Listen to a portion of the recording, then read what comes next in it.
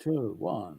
Folks, we are live. Welcome to Talking Crit International Edition. With me, as every Wednesday, is none other than Michael Battalato, my once a week work wife, and below us, whose name I am going to butcher after we just had a huge conversation on how to properly pronounce all of our names. This is like an episode like where it's like true names. Do they have power? Well, yes, they do. Guess what? You probably can't pronounce them anyway. So, um, let's try it. Ready? Uri Kurlianchik. I'm close. Yes, quite All close. right. I'm not going to try. Folks. Closer than 90% of my high school teachers were. Oh yeah. Listen. My last name. It used to be 3 people in my life got it right out of the box. One was a high school history teacher. One was an 8-year-old girl in a park in the South Bronx in '97 when I was a rookie cop, because she sounded out the name on my name tag and did the whole I before E. And one was a Polish shrink who, after I was hospitalized for my 3rd time and they found I had a blocked artery that feeds the brain, wanted to verify. I guess I was thinking properly. And when he asked me what my name was, and I said Stein, he went, "No, it's not." I went, and I looked at him and went, "Huh? No, it's not Stein." I went, "Well, we would say Stina. It's Stine." I'm like, all right. Thank you, Doc, for telling me how to pronounce it the proper German way. And obviously you're Polish from your name, but all right, thank you very much. So yeah, that's getting names right. I think we've all. I had this, same problem. Battalato was just not a Midwestern name. There's actually very few Battalatos in Texas. Even there might be two or three. And so yes, it was continually mispronounced throughout my childhood. So that's why I'm called Bad Mike, because I went to school with 2 other guys who were Michael. So Michael was a popular name in the 60s, I guess. And so I had 2 other people who were friends. And so to differentiate between ourselves, we called ourselves different. There was Mike Stang, Mike Hump, and I was Mike Hump. What were you? A bunch of hey, organized crime. Hey, it's Mike the Hump. It's Bad Mike. Mike Bag of Donuts. We were our own syndicate. But no, it's just it was crazy how many Mikes there were back then. So you had Bad Mike was better than Battalato. So worked out. So that became my nickname, was Bad Mike through the years. And then and of course the weird thing is, so when I started working online, I called myself Bad Mike Books. And I said, "Oh, that's a terrible name for a bookstore." I'm like, "Why?" "Oh, because you have bad in the name." And then they're going to think immediately those books are bad. I'm like, "What?" Okay, whatever. It doesn't. It That has is to good. hurt. It's boring. Yeah. Or you won't remember it. I wouldn't buy books from Good Mike. What kind of books are you going to get from somebody named Good Mike? Well, Mike Stewart, we joke among each other. Myself, and Mike Stewart, I call him Good Mike because he's such a radiant personality and so I'm Bad Mike, so it works out. Can I have a public service announcement moment here before we start the show? Yes, you can. And I know the announcement. So okay. So next Wednesday, I'm getting a colonoscopy, and I just want to let everybody know here: if you're over 50, please get a colonoscopy. This will be my third or fourth. For those of you who know or don't know, the man I started the North Texas RPG Con with, Doug Ray, died of colon cancer, and he died because he did not get a colonoscopy, and he waited, and I got one at 50 because you're supposed to get it at 50. He didn't get one. Waited till he was 54, 55, and he had stage 4 colon cancer. And for the next 4.5 to 5 years, he had chemo once every 2 weeks, and it wasn't pleasant. And so it was rough. But if you can catch it early, you can take care of it. They'll find the polyps, pull them out, see if they're cancerous, all that good stuff. I know it's something you don't like to think about. We don't like to do it because it's awful. The prep is horrific. I hate the prep. But please do this if you're 50 or older. It can save your life, and it has saved a lot of people's lives. And I just wish Doug had done it earlier. It really sucks. But I'll talk about this now. I'll let you know next week how it works out too. How much fun I had. Because I'm coming on after this is weird. I usually have an early morning colonoscopy. For some reason, I have an afternoon colonoscopy, which is ridiculous because that means I won't be able to eat for 2 days. I have no clue why I scheduled that. So I'll probably be eating during the show ravenously, and I'll be letting you know how much fun I had. Fun I had before and after. So this is like the new weight loss program that you've decided to embark upon? Yes, well, I mean, you can't eat for like 24 hours beforehand, and so usually you have the next morning and you're fine. But no, I don't know why I scheduled it for like 11 o'clock. So now I can't eat the next morning. I've got to wait till it's just ridiculous. So anyway, not like I can't afford to lose weight. So I mean, come on. Because you're full of shit. I got you. All right, never mind. I just wanted to make sure we cleared that up. By the way, that's my public service announcement. And I'll do it again next week because I'm going to remind you, guys. Whenever I look, I don't know why. I know people don't like to do it, but you got to do it, man. Got to go and do it. It's worth. You do not want. When they found Doug had it, they were basically told him he was going to die. I mean, and so. Doctor said, you know what? We're going to try to keep you alive because they couldn't remove it. The cancer was too gigantic. And they said, we're just going to try to keep you alive as long as we can. And he made it.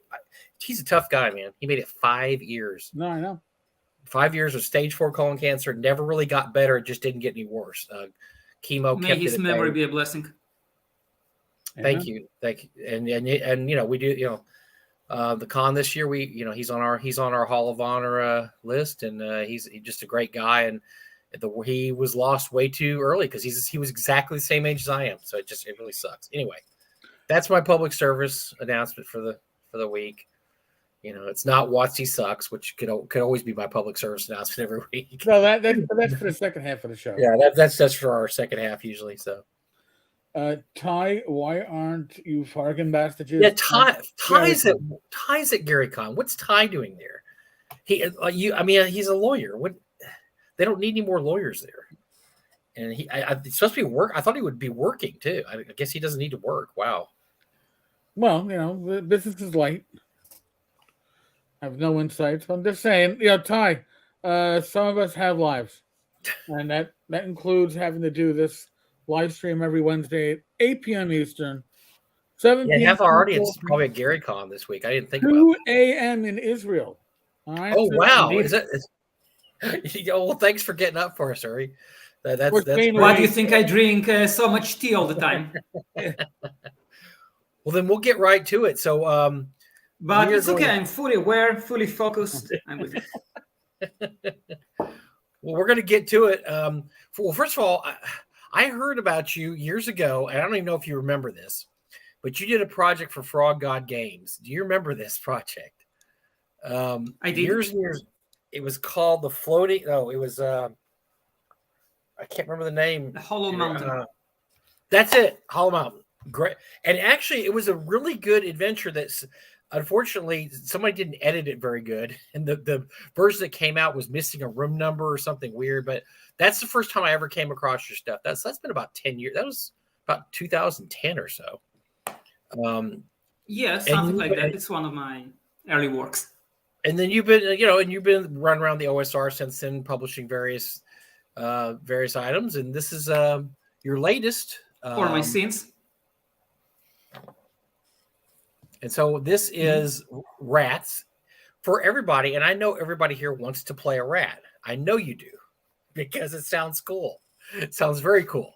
So tell us a little bit about the game.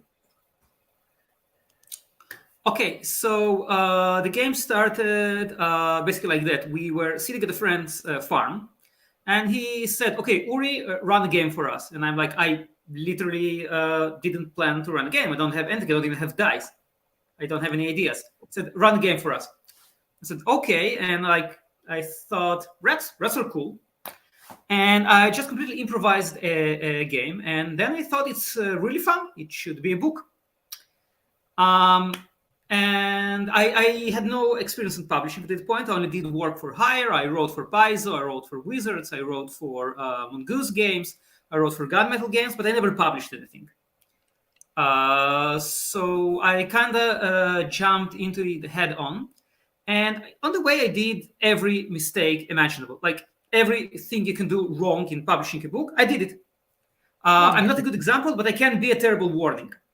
So I didn't have artisans, I didn't have artists, I didn't know how to print stuff. But I said, let's publish a book. Everyone does it. It can't be that difficult. And then I was lucky enough to meet a very talented artist and designer in a very strange way. So I was on a date with a girl, and she wouldn't stop talking about her ex-boyfriend.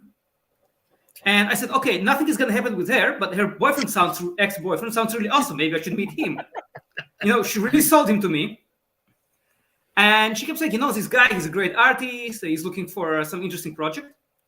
And I contacted him. His name is Stav Levy.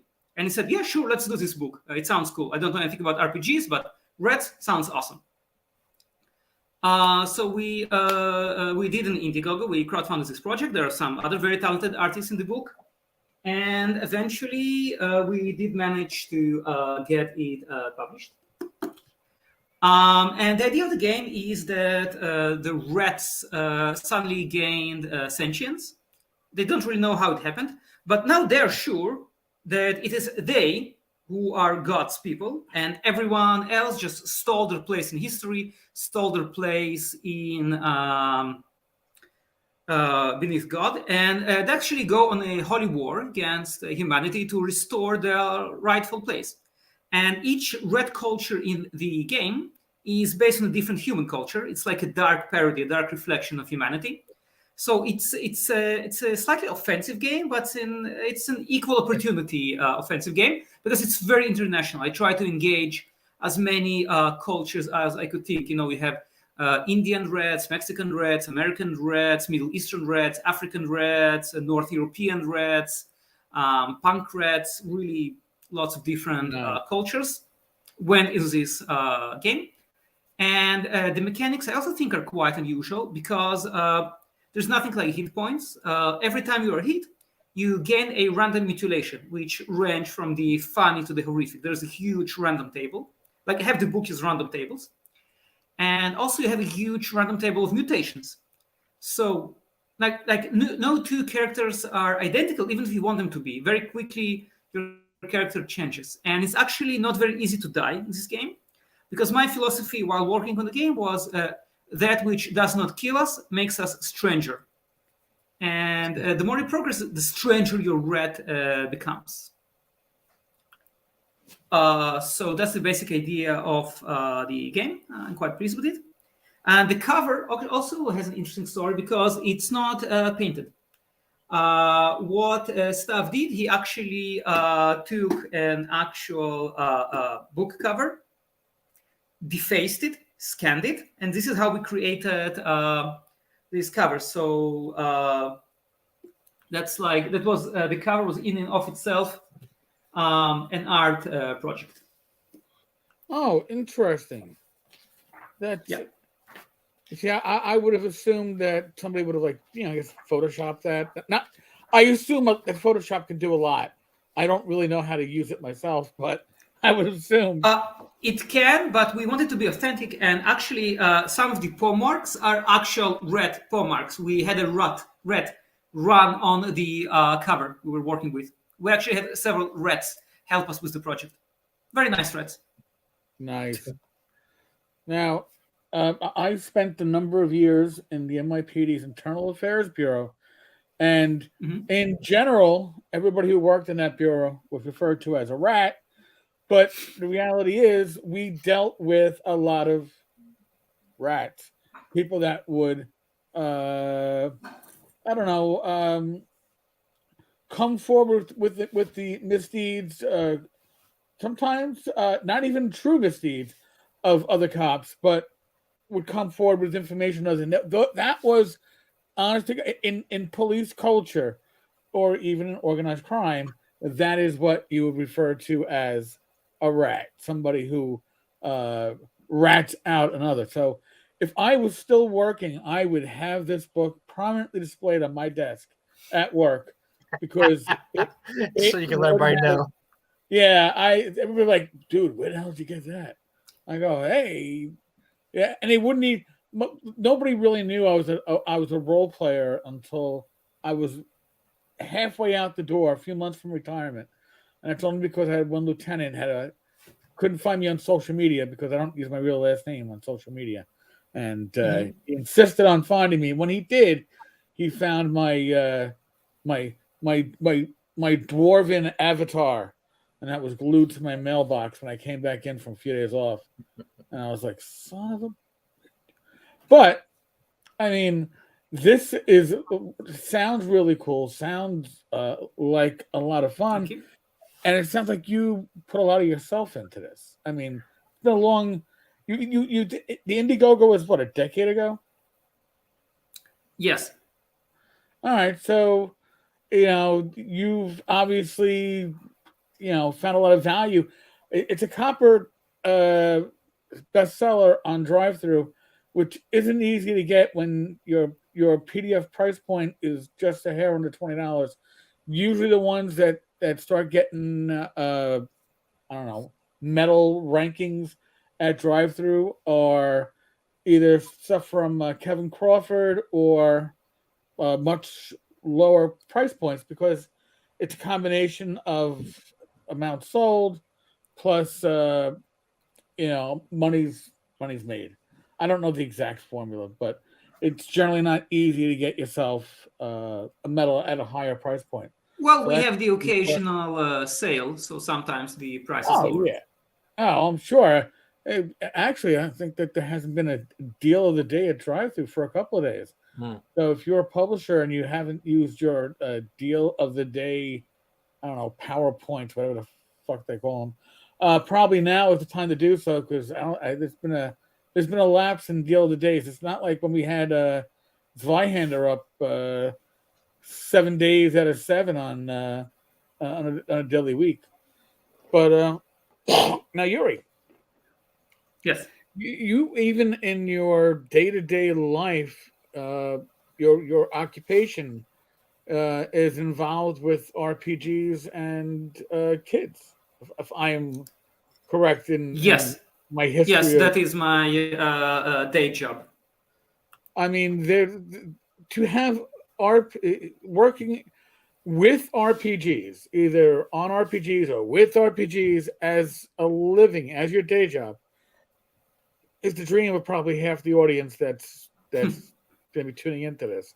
How did you, especially in Israel, people don't think of Israel as a hotbed of RPGs. Obviously, my perception might be wrong, but how did you get yourself employed as an RPG guy, but not as a freelancer, like running games with kids? Okay, so when I was at university, I complained to a friend that I was at the time working as a translator, and it was like the most boring work ever. It was just so boring. I would translate from Russian to English, from English to Hebrew, just so tedious. And a friend said, there's like a guy who he's looking for DMs, and he can pay you. And I said, okay, you're making this up. You just made this up. Such a job does not exist. And he said, I swear, honest to God. And I said, okay, let's meet this guy. And this guy had a company which basically had Dungeons and Dragons as an after-school activity. Now, it's something which is very developed in Israel. It's called chugim, which literally means circles. So every school and community center has lots of these chugim, which are dedicated to everything. You have like after school, you can have a comics class, a D&D class, a board game class, a ballet class, martial arts, like whatever. You have like the most original stuff. There's survival. And he was doing Dungeons and Dragons, and I worked with him for several years. His name is Ido Berman, great guy. Like the best DM I ever met.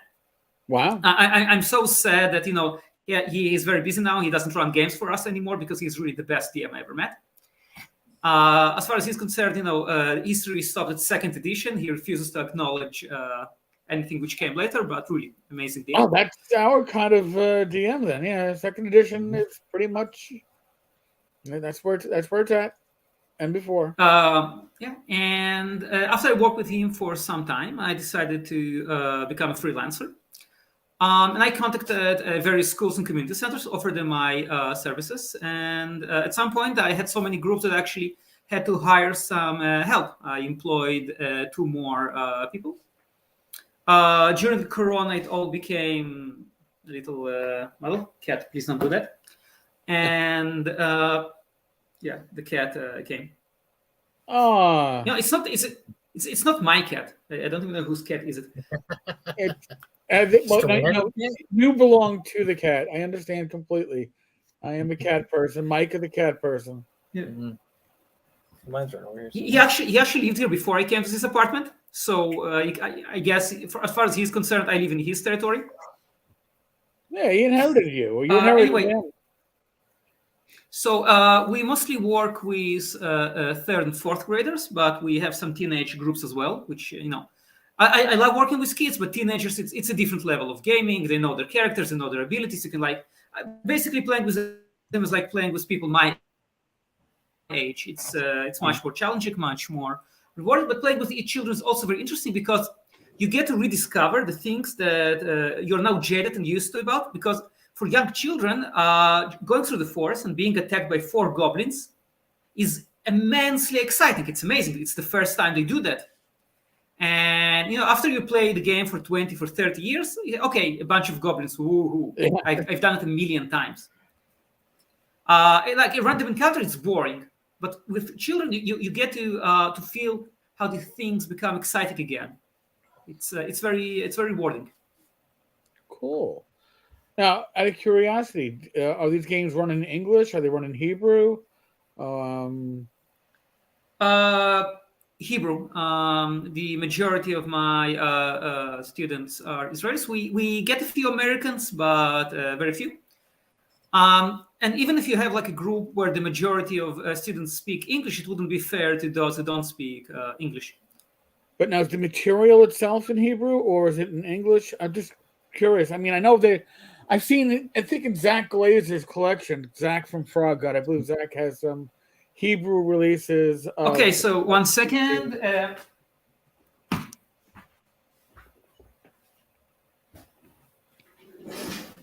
I was actually taking a walk the other day, and I just found outside. Oh my God! This. Yes, it was just on a bench near a garbage bin. So to answer your question, oh yeah, okay, that was the tail end of the TSR era, the old black box. Yes, and as you see, it's in perfect condition. It's as good as new, and it's at least 30 years old. It's even got the map, also in basically ideal condition. I think I hold it upside down, probably. Yeah, I hold it upside down. Because I don't see what you see, so I hope it's okay. No, I got you. No.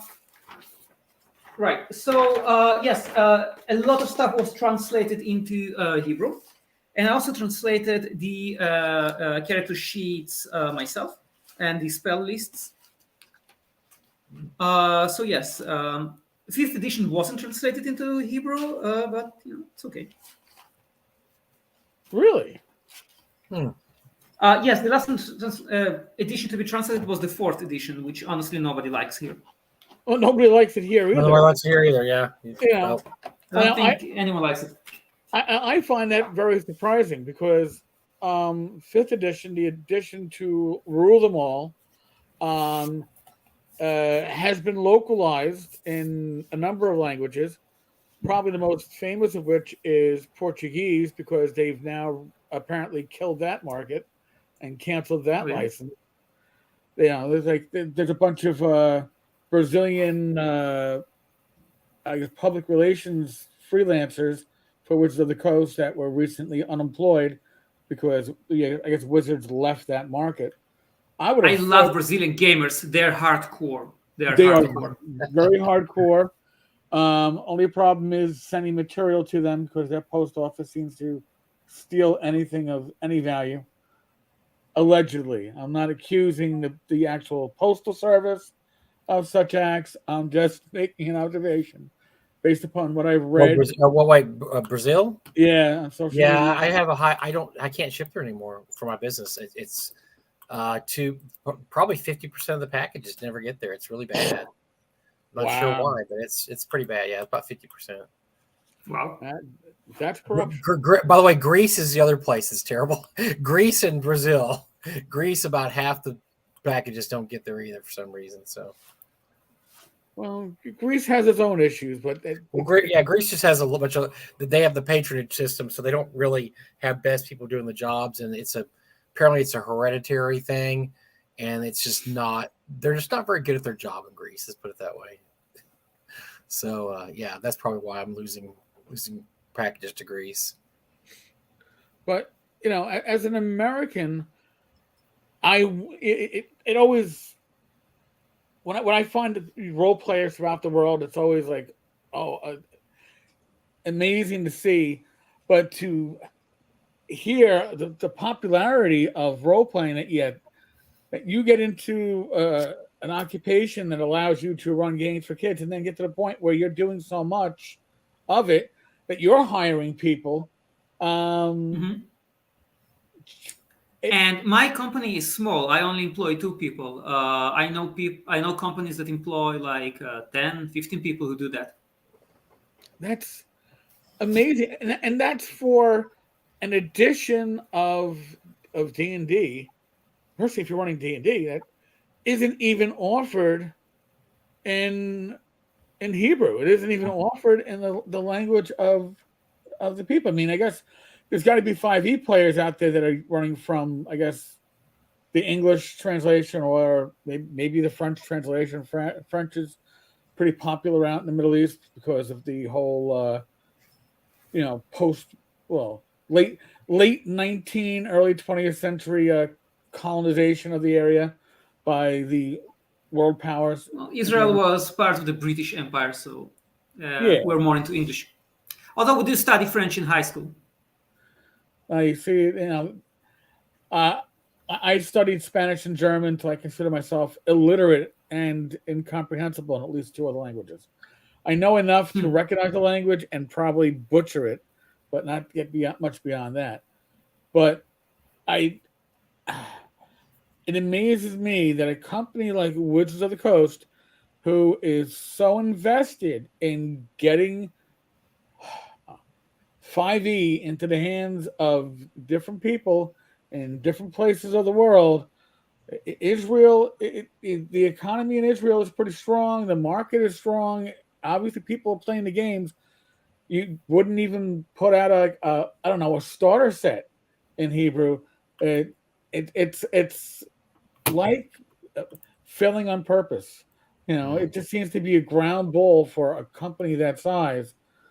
How much work could it take? Somebody like you, Uri, you might hold your nose, but you could actually translate it into Hebrew. Yes, I work as a professional translator, but I prefer someone else to do it. Oh, I know. That's what I said. You'd have to hold your nose. But, I mean, it could be done. The logistics would not be horribly hard. I just find it interesting. Yes, but there is a certain problem with that. And I thought about it. But I think that in Israel, almost all mature gamers speak English, so they don't need a Hebrew edition. And children don't usually buy game books, so your clientele would be relatively small. Because, for example, I even if there were books in Hebrew, I would still buy them in English. I prefer the original to the translation. And as a boy, I did buy several adventures and a starter set in Hebrew. But I don't know how common it is, so I don't know how economically viable it would be. Because during the second edition, there was a lot of Hebrew RPGs, and also they translated Shadowrun into really? Hebrew. Okay. Yes, Yeah. Shadowrun was in Hebrew, and even several adventures. Maria Mercurial, which I actually ran as a boy, making a ton of mistakes because the Shadowrun system, it was Shadowrun second edition. It was an incomprehensible system. Ah, well, sign of the times. But yes, and they did fourth edition in Hebrew, and from what I understand, it didn't sell very well. It was, meh. I guess didn't make up for the amount of time and effort put into it for them to keep going with it. All right. Well, now, Yeah, I'm guessing here. Maybe I'm wrong, but Mm. that's my theory. now you also are a fiction writer. For my sins, yes. All right.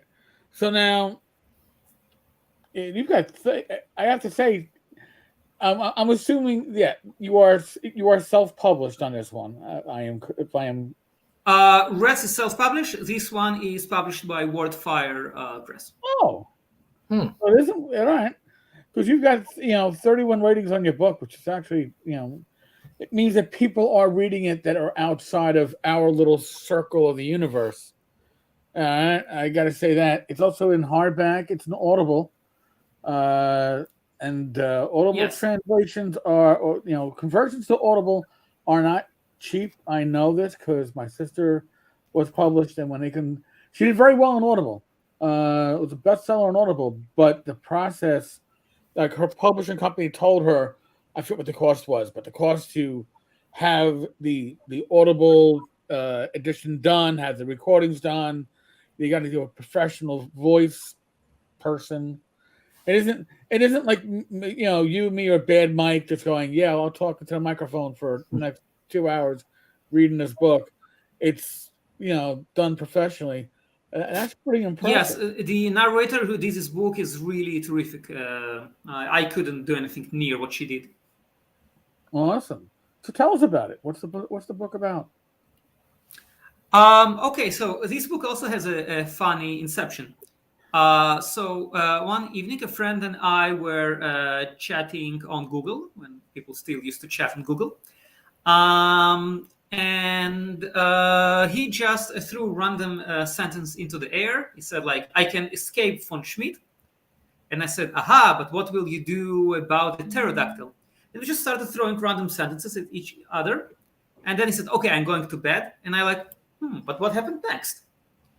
And without thinking, I took like our chat and turned it into a chapter. And then I wrote what happened next. And then I wrote what happened next. And then I wrote what happened next. And after some time, I realized that I have a novel. Oh, sure. Which I didn't actually plan to write a novel. I was just, each time just adding a little bit more. I had no specific plans. I had no outline. I had no idea how it's going to end.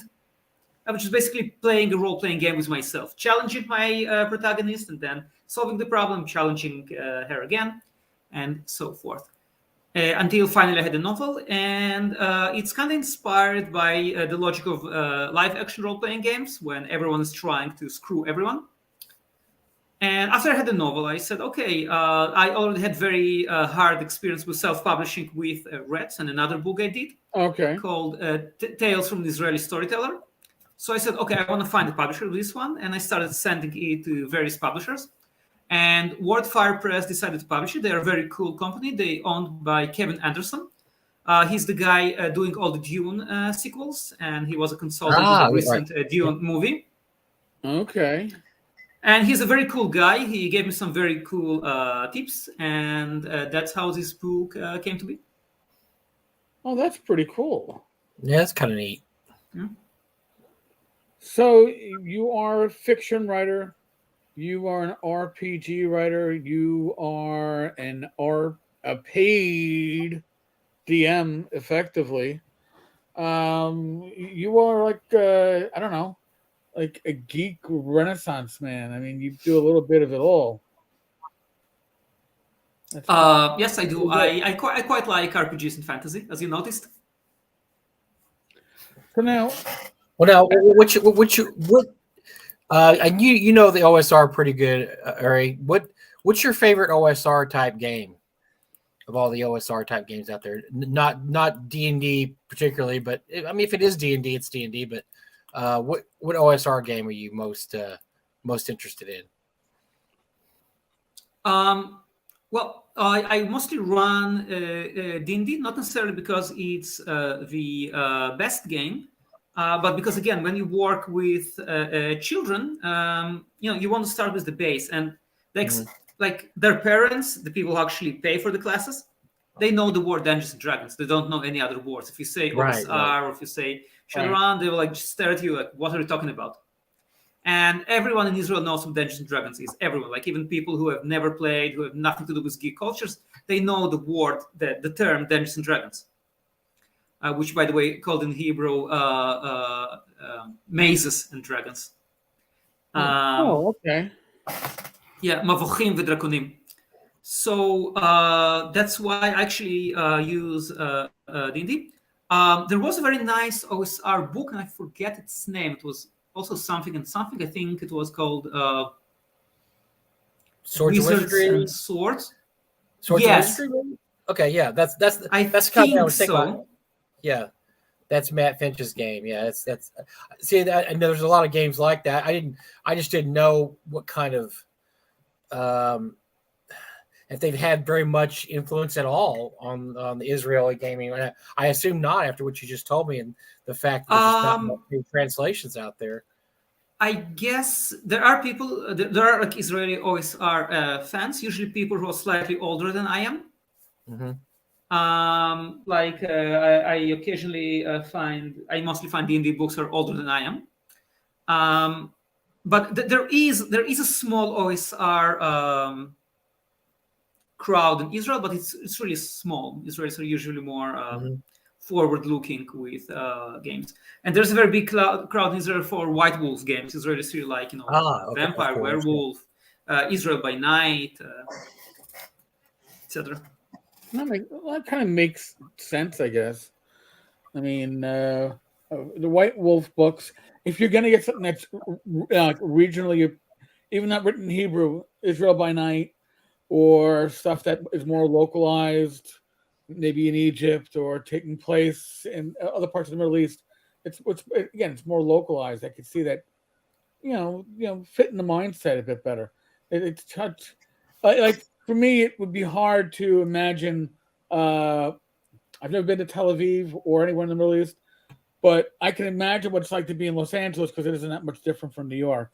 So it's easier to put yourself in a modern RPG into a situation where it's familiar. And, if you're in Israel, something that's localized is going to be familiar. I can see the hit for that. Some years ago, I was the storyteller for a game which was part of the One World by Night network. It was like a very big network of vampire games. Our game was called Jerusalem by Night, even though we met in Tel Aviv. And it was really interesting because sometimes people actually came from Brazil or from the United States or from Poland. And they would it was a LARP, and they would actually, play their characters from these countries. So like a person comes from Brazil and he's actually a Brazilian vampire in our game, a Brazilian vampire who comes to Jerusalem. And we could take a walk after the session, after the game, and still have in play, in character conversations and all these secret deals. It was very interesting. Go ahead, Mike. You're gonna. I was gonna say I just remembered something out of the blue. I didn't want to interrupt, but so the collector me. Uri, I buy and sell and trade RPGs since about 1994 online. And so I'm really, really plugged into the collector community. I just wanted you to know that if you ever come across some Hebrew adventures, because in the last few years, a couple of people have unearthed these Hebrew adventures that aren't based on regular D&D adventures. They were basically written and printed in Israel, and they've gotten anywhere from $2,000 to $3,000 to $5,000 a piece. So if you happen to find any of those there, let me know. Because you may have one. I sitting there- actually have a handful. I keep it in my parents' house. So now the regular ones are the regular it's worth something. D&D translations are worth something also. That they're not worthless, obviously, but there's some, and I don't even remember the company. There was a company that was big over there in the 80s and 90s, and they put out some original Hebrew content. And so this guy popped up on one of my collector sites about a couple of years ago, and say, "Hey, I've got these," and people that were collectors went nuts because nobody had ever seen these before. And so the auctions just went crazy on those. So I'm just letting you know, if you ever run across anything and you want to make a few bucks in America, you can do it that way. I'll make sure to remember. Name of the company is Meitzav. I don't know. It's possible the company is Meitzav. They used to do a lot of games in the 90s. That's probably them then. Yeah. If you ever find their stuff, grab it. If you ever find them on their stuff and then want to, sell it on eBay, do it, because you can. These things went crazy when this guy put them up, because even the big collectors had never seen. They had never seen this. I'm going to try to look for the post while Eric talks to you. The post that I is on my collector forum.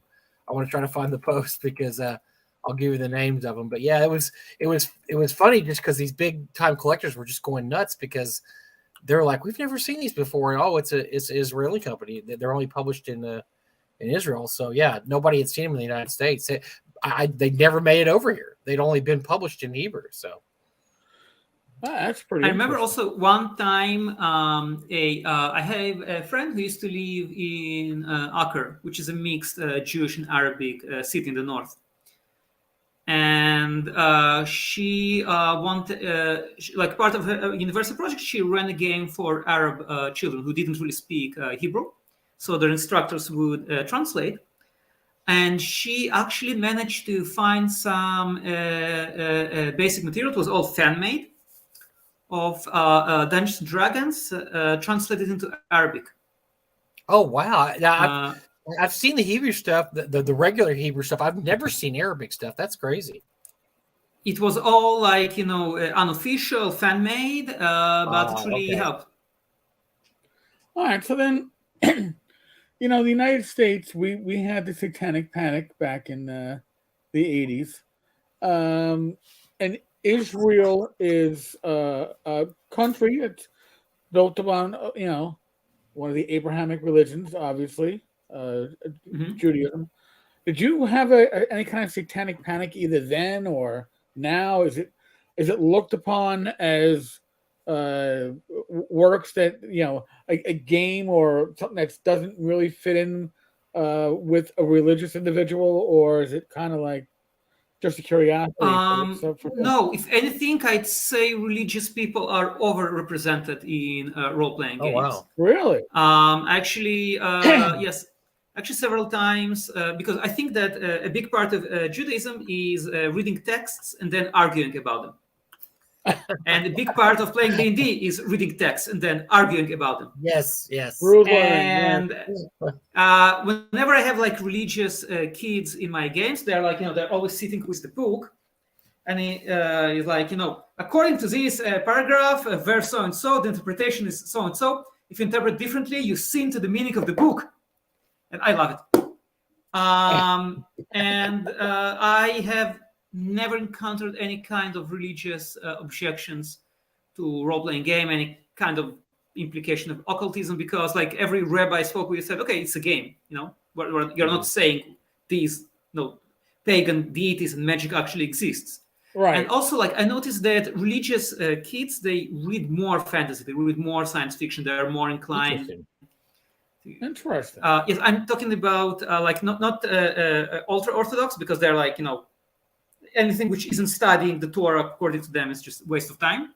Right. But all other kinds of religious Jews, they have absolutely no problem with it. As far as I know, there was never any kind of panic or objection. I ran games in synagogues. I ran games in religious schools.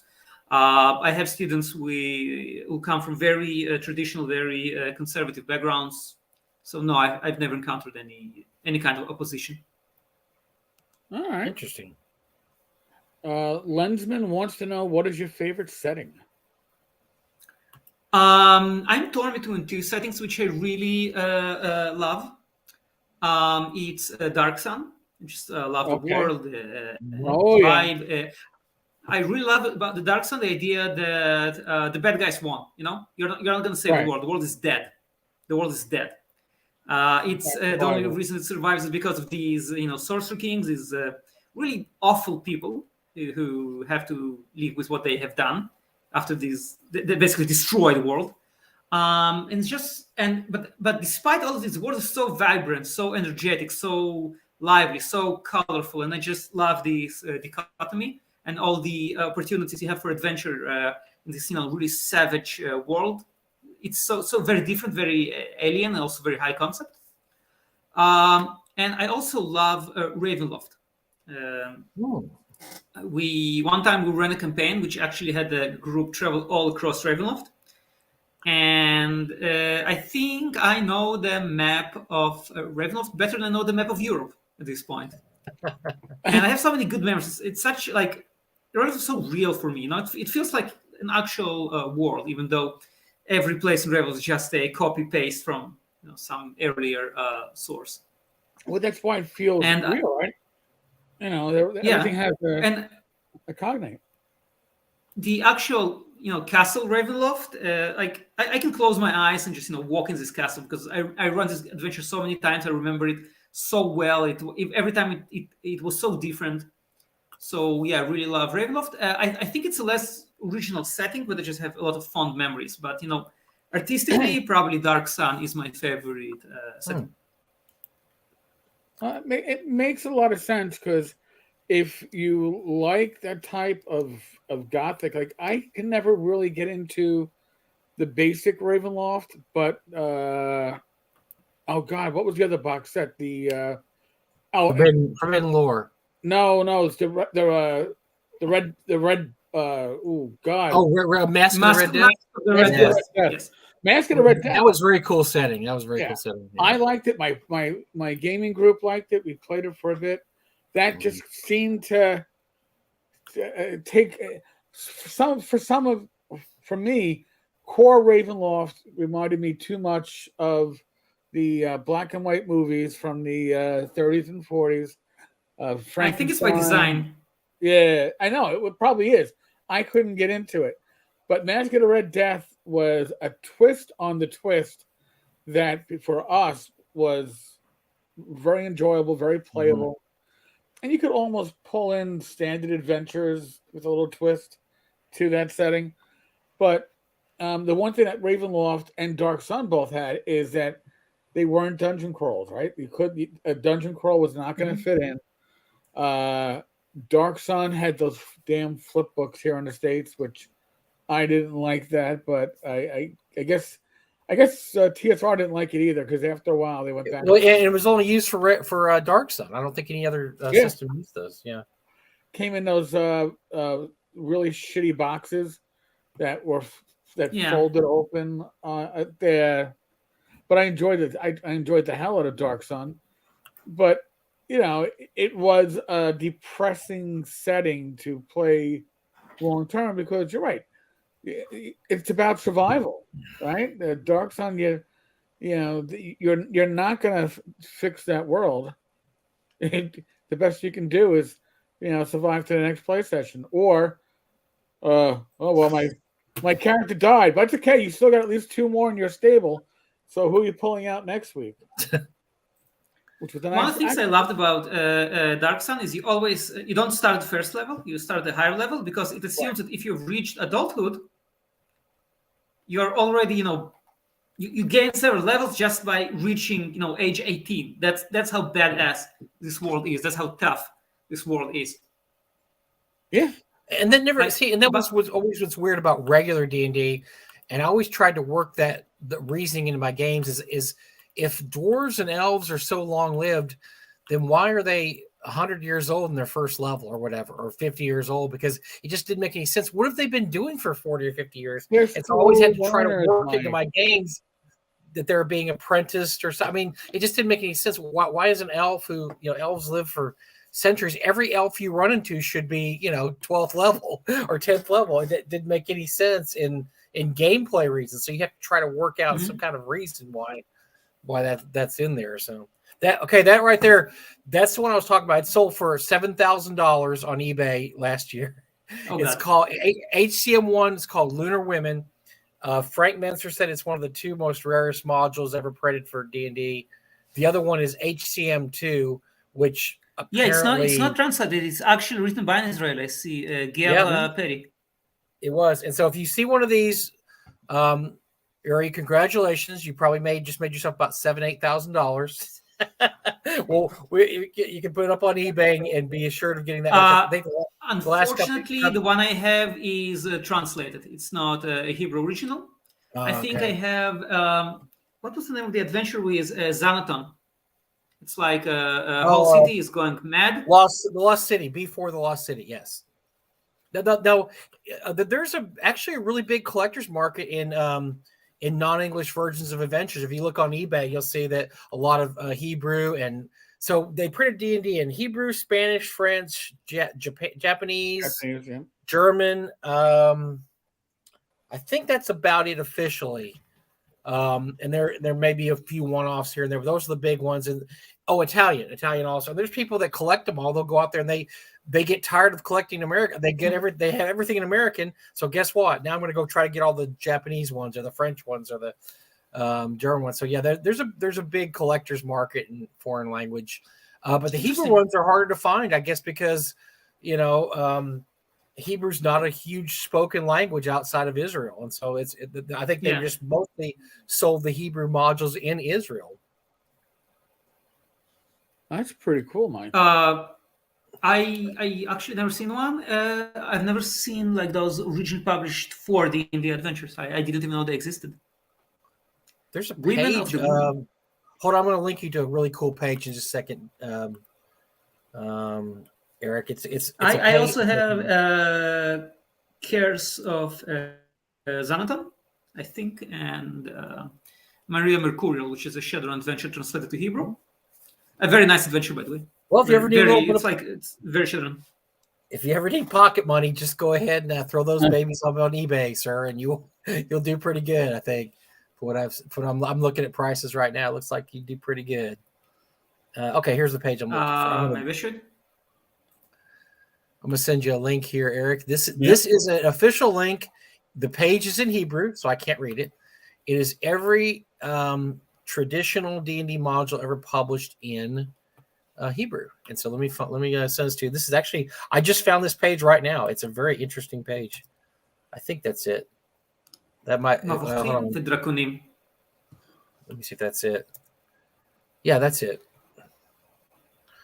So check out that page, Eric. That's a very cool page. Is that the right one? Yeah, I know these guys. Yeah. So if you scroll down that page, that's everything that was considered, traditional D&D. There's the box sets. Oh, wow. There's the Lost City. I mean, there's a bunch of these are all B adventures. And for those, I have one of those. Yeah. And for those who know collecting, the version that was translated overseas was the BECMI, which Frank Metzer was in control of. That was the basic.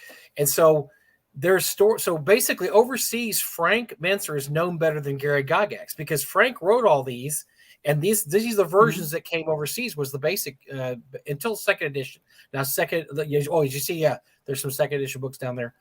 So that's why Frank is like guest of honor at the big Italian convention every year, because Italians, I mean, he's the creator of D&D to Italians because his name's on the basic. For some reason, that was the version. Steve Jackson was huge when I was a boy. Huge. Oh, Steve Jackson was everywhere. Oh wow! Every school library had everything by Steve Jackson, and everyone would just see it and go through these. Choose your own adventure. Mm-hmm. So that's a good for collectors. That's a really. Oh, looks like there's a couple of third edition things in there. There's There's also fourth edition. Yep. Oh yeah, there's much fourth edition here, and that's I guess that's Exalted, it. There's a couple Pathfinder items, looks like, but yeah, that's it. But yeah, so if anybody wants to collect Hebrew, this page is a great starting spot right there. Now, I want to tell you, if you want to collect Hebrew, you're going to be spending a lot of money because I just looked on eBay, and the stuff that's there it's going for about $100 a piece just for regular modules. So, but yeah, that's kind of a cool page. I'm not a collector. I usually don't value physical things. I value the information, the content. Well, I don't mind there's stuff from weird people like us. I'm a weirdo. Eric's not as weird as I am. He's a little bit of a weirdo, but Eric and I know people that have. Oh my God! Let's just say we know people that have entire houses that are full of D&D stuff, and they have stuff. Bill Meinhardt's got like the D&D set that Tim Kask used, that Gary. I mean, he actually collects the box sets that were actually used by the founding fathers of D&D. So there's people out there that really go nuts over this stuff, and I think it just looks cool. It's just so interesting to see Dungeons & Dragons being played in so many different cultures and so many different languages. That's just kind of cool. I love looking at these old things and seeing the old uniting the human race. Yes, pretty much. Yeah. Yeah, you could have somebody that was Israel played Isle of Dread there, and the United States talk about it, and both know what each other would be talking about because we played that when we were in Israel. Oh, we played that in the United States too. So that's very cool. It's kind of interesting some of the choices they made here too, what they translated, what they didn't. I noticed they translated the D&D Cyclopedia, which is a really good basic D&D book, but they only translated. I actually have this translation.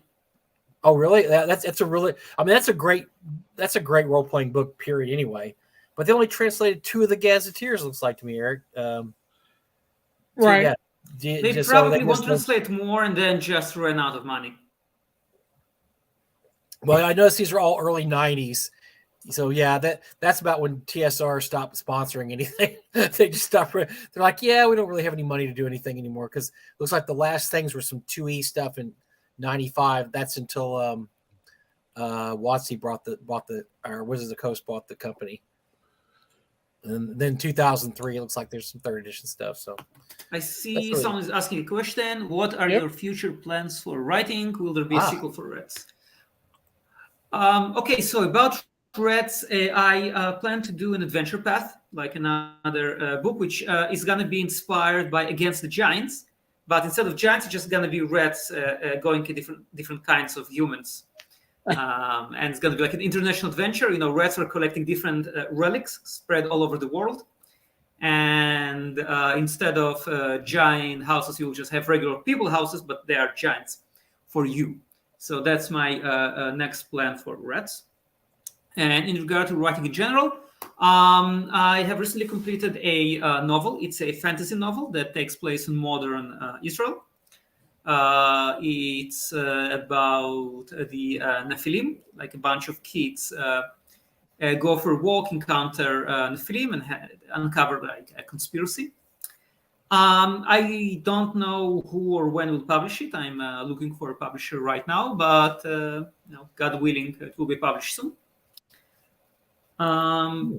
And that's about it for right now. Oh, and I'm also just started working on a new novel, but it's too early to really say anything about it. It's going to be like a fantasy noir, like a typical hard-boiled novel, but with mermaids.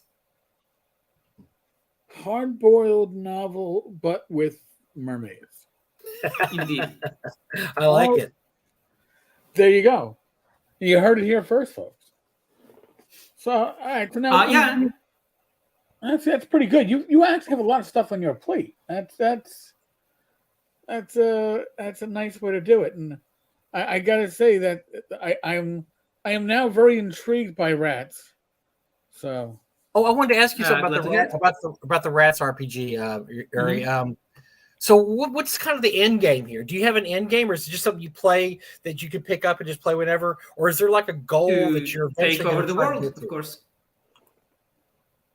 Okay. Take over the world? So good deal. Reds, it isn't a novelty game. It's not a joke game. It's actually suitable for long campaigns.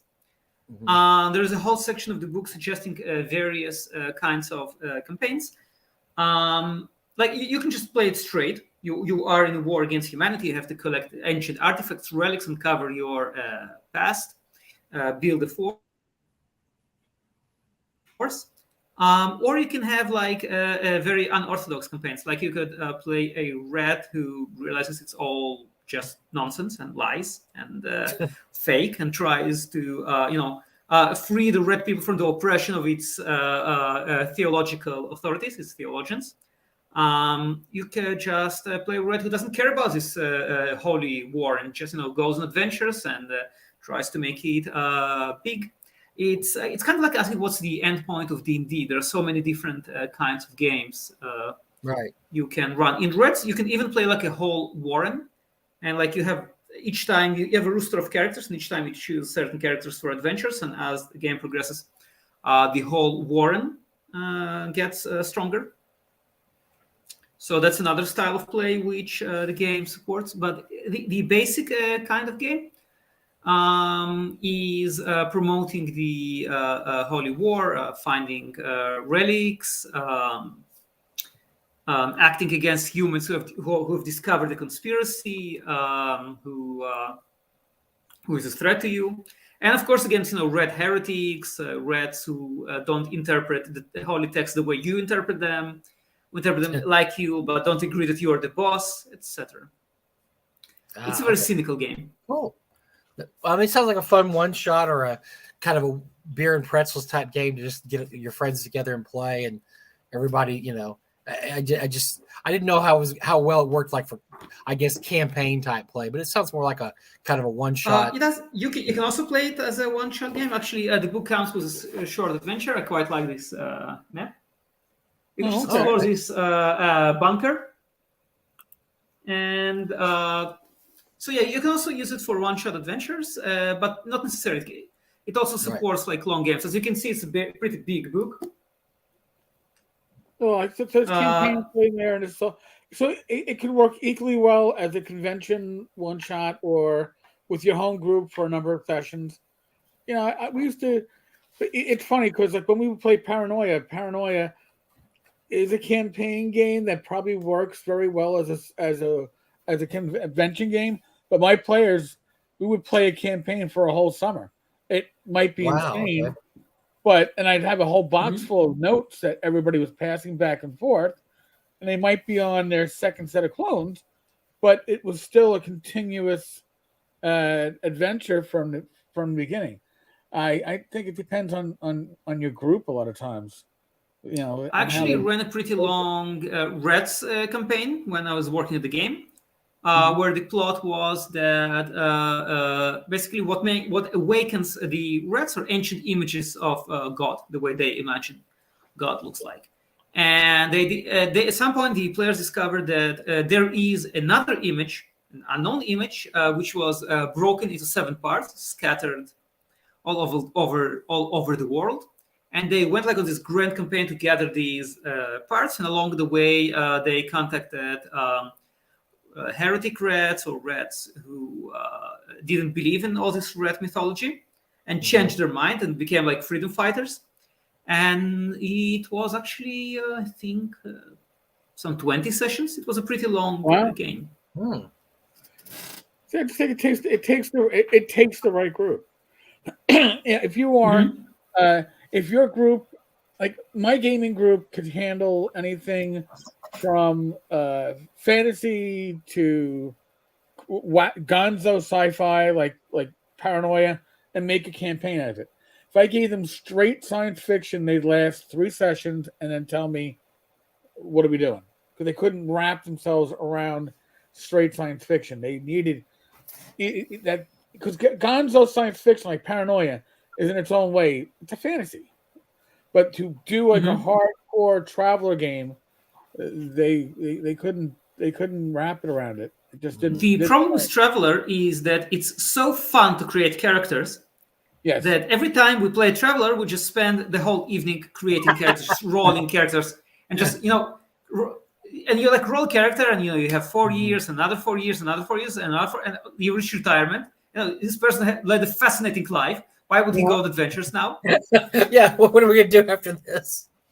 And we just used to just meet and generate characters. That's what we do. Like the whole evening, just generate characters. Yeah. I thought the one flaw with Traveler was just that they didn't have a lot of really great adventures. I mean, the adventures are kind of, some of the ones are classic now, but I feel that that's what the one thing they missed was a really cool I guess, Star Trek-y type adventure where, because the adventures, they had the little digests, and they were just kind of very rote. You go explore something, you find this. There wasn't a lot of twists and turns. Well, I don't know. there weren't big hooks, and you would think there would be a big hook in a traveler adventure. Yeah, I guess that's it. They're more just like, here's a place, you explore it. It's kind of like a hex crawl, right? Every planet's like a hex crawl, rather than there's this really cool plot. We're going to have 3 adventures dedicated to this cool plot where you find the ancients or something. I always thought that was the one flaw, is that they didn't have anything. I mean, a lot of it was left to the DM. Let's put it that way. The traveler GM really had to come up with some really cool stuff. And I knew some people that were really good, that ran really, really good traveler games, but it was all on them. There was no material. It was just them being very imaginative and being able to it's a very cool system. But the traveler universe, it's okay, but it's kind of generic. It's not high concept. Like, you can't really say it makes it special. It doesn't have that soul that you're looking for that people are going to latch onto. And not until the later editions did a good job of doing all kinds of extra stuff. But I think honestly, I think the best gameplay is the first system, but that probably had the worst adventures. They were very blah. I mean, they were just hex crawls. They were just basically planet hex crawls. That's all the. But here's the thing with Traveler, that I came into gaming on D&D like most people did, and what is D&D about? It's about character advancement, and character advancement is twofold: experience points and better equipment, magic items, and shit. When you got the Traveler, you started out with all your abilities. They weren't going to generally increase. You weren't getting experience points.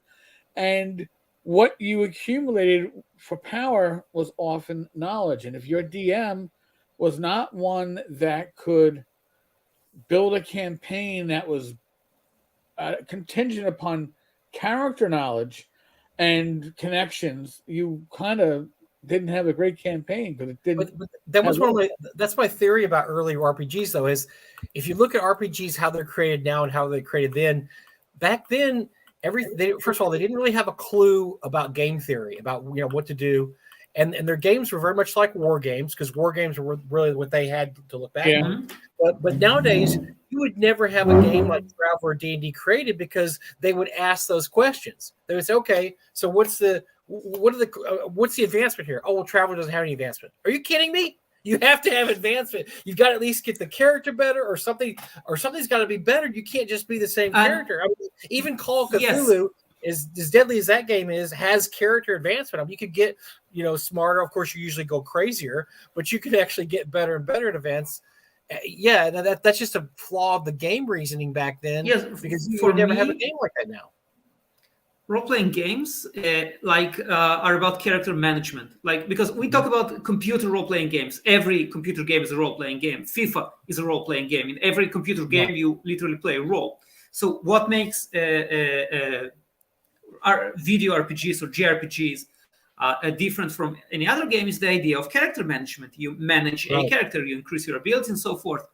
And if you don't have that, it's very problematic. Even in short adventures, you want some kind of reward, some kind of not even advancement management. Just manage your character, move stuff about. When I'm running a con adventure, so in con adventures, obviously you're not going to be able to really advance your character, because you're only there for 4 to 6 hours. So you have to give players something. What is going to make players interested in their character? They're not just going to go, oh, I don't care if this guy lives or dies, because I'm only going to have this one session. So even in my convention games, I have sort of an advancement system where they can get better in the game, and that pushes them on, because otherwise you get a bunch of people who don't care about their characters. They don't whatever. I care about. You can find cool stuff. Yeah. And so you has to be something there. It's just interesting if you look back on the development of how games happen, and it's just so obvious at the very beginning they didn't have a lot of clue about how to even do adventure games. Nowadays we're so much more we know more about how games run. I mean, look at board games. I mean, this is the golden age of board games. Board games are the best board games have ever been printed now, but they know how to do board games. That's why, because I remember when I was a kid, I hated I love cooperative games. I love cooperative games, and there weren't really any cooperative games when I was a kid. And so I love board games now. I hated board games when I was a kid. I hated having to play my friends and my friends and I would fight each other. I didn't like that. Right. I like to be with my. That's why I love D&D so much. When I discovered D&D, it's like, oh, we can all be together. We're in the same party. This is awesome. But nowadays they figured out, okay, cooperative games are cool. That's a thing. And then nowadays some of the best games out there are cooperative games. The same thing with, like I said, with D&D. I mean, if you look how they released AD&D, they released the Monster Manual, then a year later the Player's Handbook, then a year after that the DMG. Nobody would do that now. That's insane. I mean, that's crazy. You know, okay, we're going to release this game. It's going to be 3 books long, but we're going to do it in 3 years. And by the way, please play our game while you're waiting for the last part to come out. But it's not out yet. It's not all out yet. But, you know, if we see far, it's because we stand on the shoulders of giants. They were, you know, discovering absolutely, for the first time. Yes. Yeah, we learn from mistakes, don't we? We learn from, like I said, just the theory. Game theory is just so much better. There's classes in game theory now, and not just game theory like having to do with politics, but game theory about how to do, you know, how do you make board games? What makes a good board game? What makes a good RPG? There's entire classes that teach. I mean, Greg Gillespie, our buddy Greg, I mean, he's a professor in Canada that teaches, you know, how about not just the history of role-playing games, but how to make role-playing games. What makes a role-playing game better than another role-playing game? Why is this one, you know, better than this one?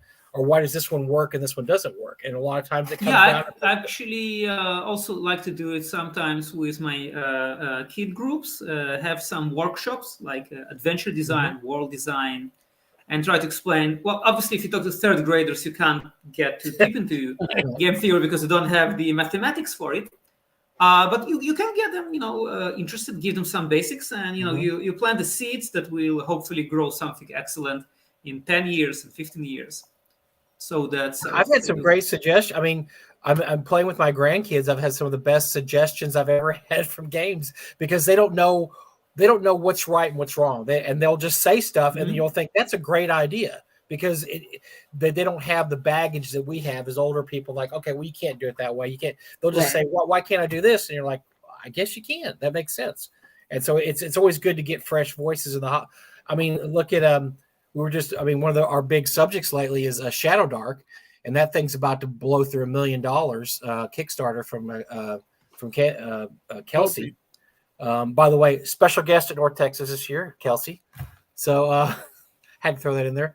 But she's doing 5th edition, but doing it house rules, her own way, throwing in some really interesting things that honestly I've thought about. I'll give like one example. I love her idea about how you don't have light spells and there's no light. And unless you have torches, you can't see anything. Nobody has night vision. They don't have infravision. That adds a whole new aspect to the game where dark is scary and dark is bad. And oh my gosh, I don't have continual light spells. So it's always great when somebody new comes to the hobby and throws in something like that maybe we just don't think about. And like, oh, that's actually is a great idea. You know, what if you it's like when you run a Dark Sun adventure, you don't want to have the spell create water because it kind of kills the whole point. Yeah, right. And you need the spell create water because in Dark Sun, you better watch the cleric because the cleric goes down, you're in big trouble. Yeah, you need that create water spell, or you know. So yes, that's the kind of thing I'm thinking of. Or let's say you imagine a world where there's no detect magic. So the only way to figure out something's magic is to actually use it and figure out, you know, what maybe you have to pick up everything there is there, and then it tells you I'm magic or I'm not. I mean, I don't know. I'm just throwing stuff out there, but that's the thing that new people bring to the hobby that I love is that they will think about stuff like that. And I'm really happy Kelsey's doing so good with Shadow Dark because I think she kind of brings that, you know. I watched some of her videos about how to GM and stuff, and I think she brings that in there. She brings in that new, you know, that new fresh voices, I guess, fresh voice type thing.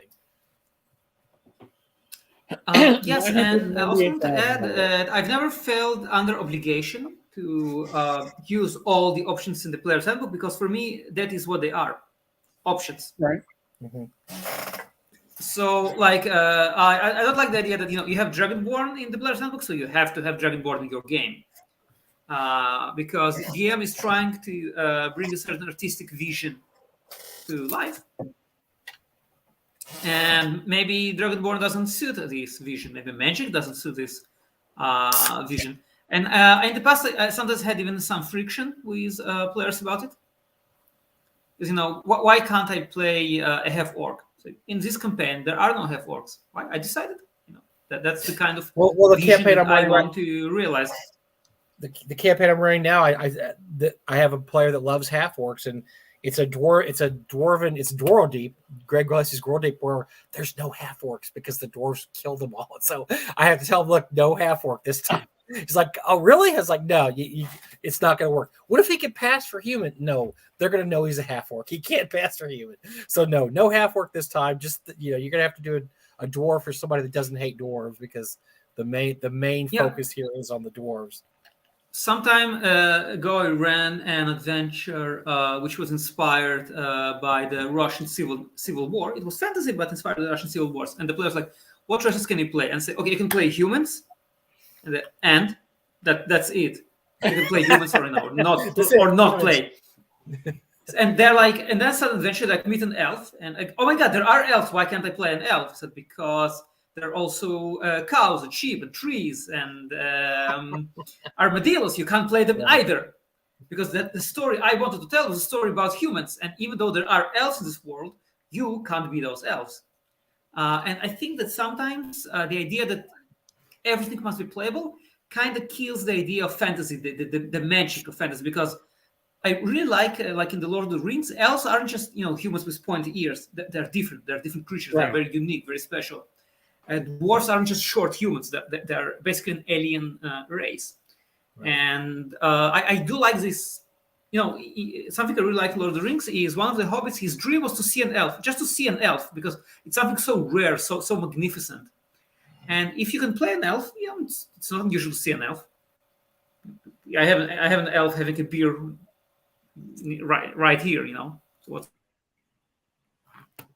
so special about it? It's interesting. So because, I think there's value even in fantasy campaigns. Yes. No.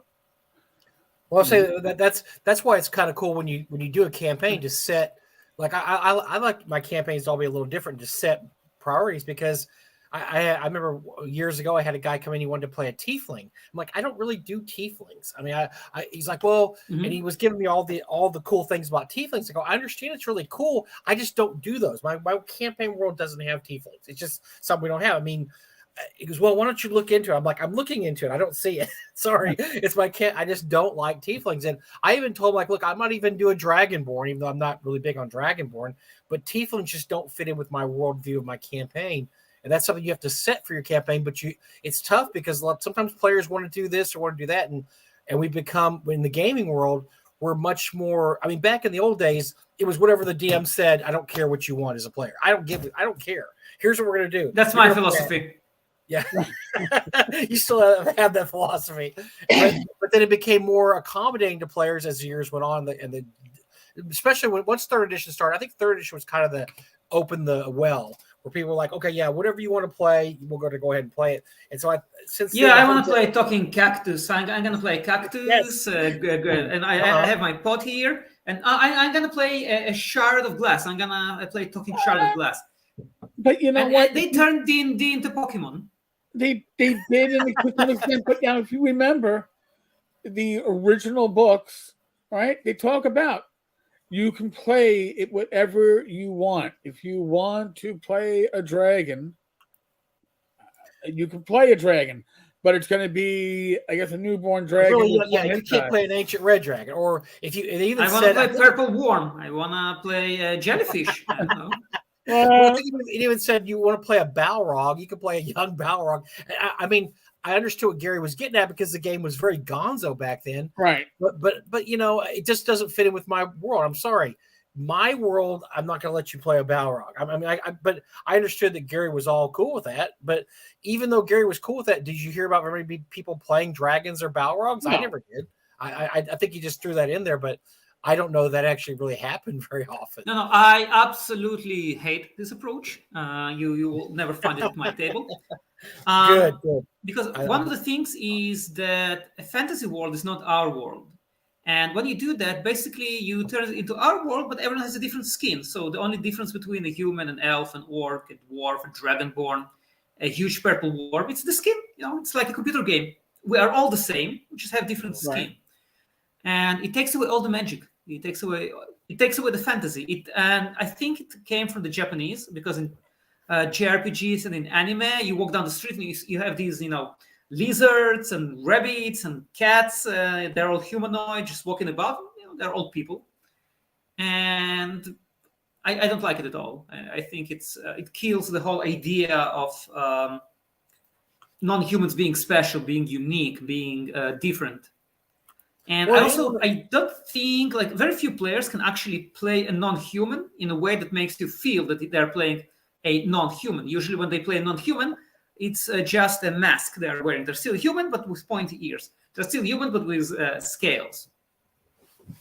Well, I was going to say that I think, I'm not saying this is all the time, maybe 80% of the time, when somebody wants to play a non-standard character, they're not playing it because they want to do something different. They want to have control over other characters. In other words, I want my character to be cooler than your character. So I'm going to play a cat person that can climb walls and do this, whatever. It's not for, I just want to play that. It's, I want to get an advantage, because I've seen entire parties. I've looked online when somebody's, these games where they have a game online and everybody's playing something weird because they all want to get an advantage over their other characters. So one guy playing a tiefling, one guy's a dragonborn, one guy's a cat creature, one guy's a roper that move. I mean, I'm just like, what's the deal? I mean, it's just so goofy because they're all trying to one up each other, and there's no logical reason why this group of characters would ever get together and do anything. It means that those players are creatively bankrupt because they do it to compensate their lack of creativity. Because if you can't think of an interesting person, what you do is you take a lot of labels and you just smash them on a character, just a ton of labels. Instead of having a story, having a personality, just have labels. I'm this, half angel, half demon, tortured soul, and they find some very weird class from some obscure source book. Like when I ran One World by Night, I said, okay, guys, I'm not going to read any source books at all. You can play what's in the base book, and that's it. But there is a source book that has this very obscure sub-clan. No, this character doesn't exist in your setting. It exists, but you are not going to play it. Okay. Chuck Dixon, who real famous comic book writer, Chuck Dixon, he's written Batman, he's written Punisher. He has these very good YouTube show where he talks about, answers different questions about writing.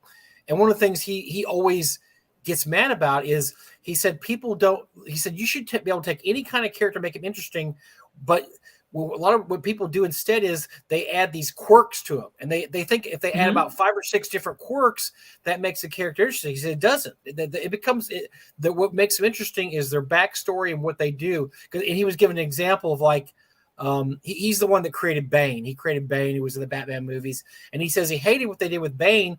He said because they didn't give him any kind of interesting story. You don't know much about him except that he sewed. They thought, we'll make him sew, like in the scenes he's sitting there. And he's like, it was dumb. He said, because it doesn't add anything to the character. It's just a quirk. He said quirks don't make characters interesting. What makes characters interesting is what you bring to the character and how you relate to the character. And I'm the same way. I think you should be able to take a fighter, your average, you should be able just to play a fighter and make that fighter interesting. I've seen people online gripe about that. Like, well, I have to play I went to this game at a con. I had to play a fighter. He was just a fighter and he didn't do it. I was like, but that's up to you. You bring that. You make that fighter interesting. Yes, and that's also one of the things I dislike about the modern idea of representation. That, like, you talk to a person, like, what's your character? She is a half Nigerian, half Brazilian lesbian. And okay, cool, but what's her personality? What's her story? What does she like? What does she hate? So that's a lazy man's idea of characterization. It's like they do it because they're creatively bankrupt, because they're unable to tell a story without using these crutches. And one of the coolest campaigns I ever played in, like, someone else was a DM, I was a player. I had a friend who ran a 5e adventure, Tyranny of Dragons, I think, or Horde of Dragonqueen. No, Tyranny of Dragons. And what we did, we randomly rolled our race and class. No one decided what are they gonna play. You roll the race, you roll the class, and then, okay, that's what you get. Now invent your character. and it was a very interesting experience because suddenly you couldn't just describe yourself using these labels you choose, as you said, to one up each other. Right. And I think everyone should do it at least once. Just that's the character. Make something of it. And again, like, I have nothing against a game where you play ropers or dragons or tieflings or purple worms or literal worms, whatever. But it has to make sense. It has to be like part of the logic of the campaign. Like one time, I ran a very nice game, which the players played dogs in Moscow, just normal dogs trying to survive. Moscow is known for its street dogs. People really love them. There are a lot of stray dogs in Moscow. They have different kinds of dogs. They have the dogs that hunt. They have the dogs that scavenge. The dogs that are very cute and try to get people to give them stuff. And I said, okay. So I did my research work, and I said, okay, you're gonna play those dogs, and all your classes and your races are dog based. It was a very nice game. I ran it just as soon as I returned from Moscow, so I was still impressed by those dogs. I'm glad I got to visit Russia a few times before they all went mad. That's too bad. Yeah. So it was a very cool game, but they played dogs, but that was a game designed for dogs. If I ran a game in which they all played medieval knights and one of them played the dog, it would have been a bit, weird. It's like I'm gonna run a Forgotten Realms game. Yeah, I want to play a Mexican gunslinger. Amazing, very cool character. Wrong genre, my friend. No. The Wild West game is down there. Well, I think, Uri, one of the problems we have nowadays is it's like I said, GMs and players have a different relationship now. I think GMs are afraid to say stuff like that. Just say, look, no, not my. And I've had arguments with my characters, not with my players, not bad arguments, because eventually I'm going to win because they're going to play in my world. But I've had to argue and say that character doesn't exist in my world. And I've had I had a character, or I had a player one time who wanted to play a dwarven bard, and I said, well, no, dwarves aren't bards in our world.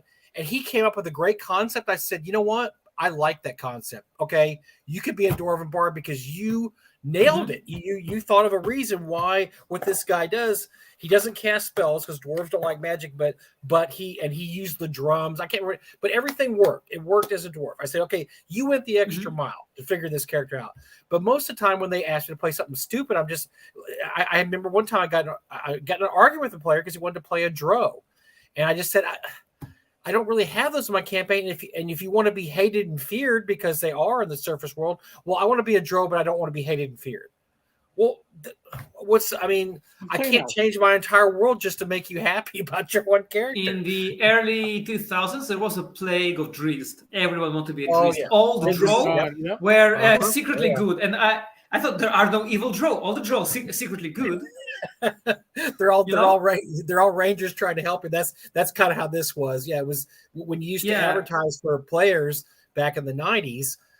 You go to game stores, advertise, and there's always the one guy that would bring his drow elf, and you're like, oh dear. And another thing which I can't stand is good demons. And so there are no good demons. Demons are by definition evil. They are evil. There are no good demons. Watsy said there's good demons now. I don't know what you're talking about, right? That's crazy. They said they might be good. I mean, they could be good. You don't know. Good devils and good orcs too. So the problem is, again, what they did is they took the fantasy out of fantasy. Now all these fantasy races they're just humans with different skins, because demons aren't people. See, orcs aren't people. What's the point of having fantasy races if they can't be fantastic? But see, Wizards of the Coast feels that people are not mature enough to differentiate between fact and fiction, real world and fantasy, and therefore every fantasy race that is intelligent, that means from blink dogs on, has to have a real world parallel. So I don't know, maybe blink dogs or you're Canadians. I have no idea what a Canadian. Yeah, that's so creatively bankrupt. Yeah. Well, I'm with you on that one. I'm absolutely yes. Like Eric, and I was talking to this guy once in Tel Aviv, and he said, obviously goblins and Arabs. And I said, how is it obvious? Like that's the most racist thing I've ever heard. Exactly. Yes. Well, obviously, says, obviously to him, but nobody else. Yeah. They're like, and he's like, okay, these are the racist stereotypes we have of Arabs. Maybe you have. I don't have these stereotypes. And people, as I said, won't be able to differentiate. I said, okay, I can very easily differentiate between the goblin and an Arab, because an Arab is a human being like me. A goblin is a nasty little green thing. I think I can tell the difference. But no, people, monsters, humans, goblinoids. I think I can tell the difference. And, and I would make a bet that the Arabs were not going, hey, those goblins are those represent us. I don't think they were making. I don't think they were going. Nobody thought. Yes, nobody thinks that. I once had a not a player of mine, but a guy tried to convince me that gnomes were Jews because they had big noses, and then his whole thing fell apart after that. Oh, and of course they collected gems, and then the whole theory fell apart after that because nothing else made sense. I was like, I don't understand what. So Gary was thinking about this, and he doesn't. Yes. I've never thought that. I don't know what you're thinking about. He's obviously Tolkien actually did say that his dwarves were based on Jews. And he had some pretty good reasons, mostly linguistics, because he was a language expert. So the language is like Semitic. It has 3-letter roots. They use a lunar solar calendar. They were expelled from their homeland, etc. So, but Tolkien really put an effort into it. He didn't just use some very crude stereotypes. I also remember someone told me, you should be offended about leeches. And I said, leeches? Why? And said, well, they have phylactery, and Jews also use phylacteries. And I said, okay, but they have feet, and Jews also have feet, so that's. Like, they're undead, but they're also undead skeletons. Which, yeah, exactly. Yeah, like there's so many differences. There's just many differences as anything. Yeah. Because a phylactery is a part of our ritual, but. So what, So what? It's like people are working so hard to draw these parallels with fantasy, and for me, it just kills the fantasy because it's not the real world. It's an escape from the real world. And as soon as you start building those bridges, you contaminate fantasy with reality, and you don't want to do that. What's the point in having fantasy? Some people have a vested interest in doing. For some reason, whoever's at WotC now controlling this stuff, it feels like that's something they just need to have, and I don't think the players need it. I don't think players talk about that stuff. At least the ones I know don't. They don't sit around and talk about, well, I want to be very representative of this, and so I can't play this. And I don't see people trying to figure out what tieflings really are. What are tieflings really? I mean, is that real? I don't see people doing that.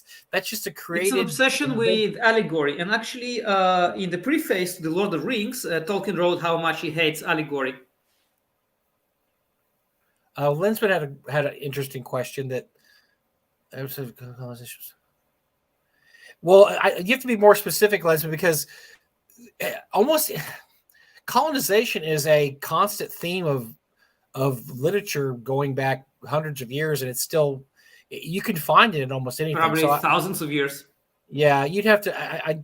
I don't know exactly. You have to do exactly what you're talking about. I mean, if you mean the whole trope of you're adventurers and there's a brand new land and you're exploring the land and there's native people to that land. I mean, that like I said, that's a theme of literature going back thousands of years. That's all the way back to the Greeks. I mean, I don't know that you can actually get away from that. That's pretty much just built into the whole exploration. Probably goes back to different kinds of Neanderthals and Homo erectus who would go into each other's territory. and on top of that, should be removed, addressed.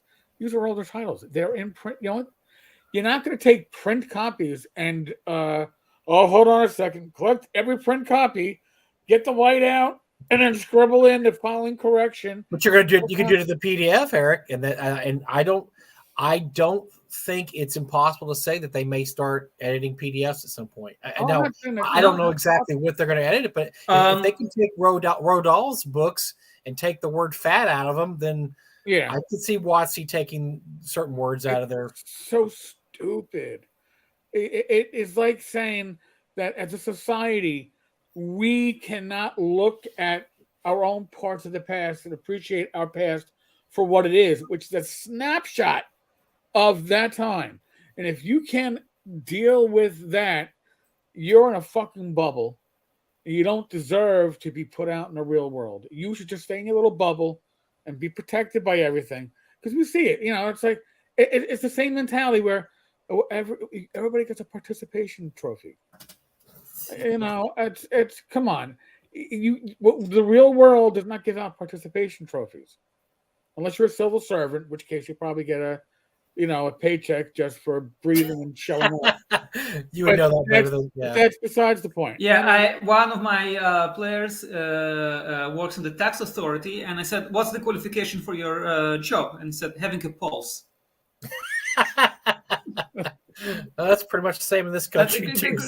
Great guy, I love him, but having a pulse, that's the qualification. I think what you're saying, Lesman, is what we're just talking about. Is that you're people are making orcs what orcs aren't. Orcs are a generic evil race, right? That are just evil, and they don't have to have a more deeper purpose, and they worship an evil god and they want to do bad things. Depends on the campaign. You can decide you want to have a campaign with good orcs, no problem. But just decide on it in advance. Right. Like there's a very nice series of novels called Orcs, where the orcs are the good guys. I mean, when I was running games back in my college days, did my players capture a goblin, and the goblin wound up being like neutral, right? Yeah, it became a party henchman if they didn't kill the goblin.